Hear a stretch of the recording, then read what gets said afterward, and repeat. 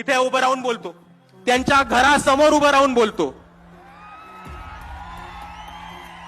की जेव्हा या मनसेनी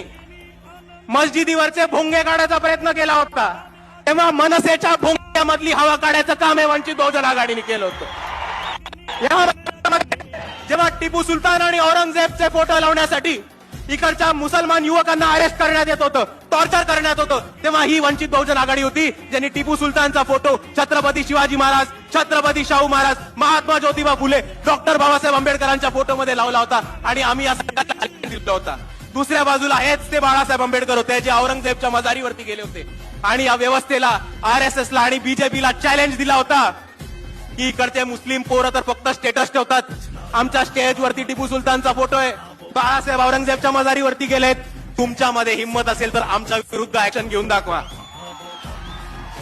आणि एका बाजूला अजून एक धर्मांध ताकद आहे की बाळासाहेबांचा औरंगजेबच्या मजारीवरचा फोटो काढते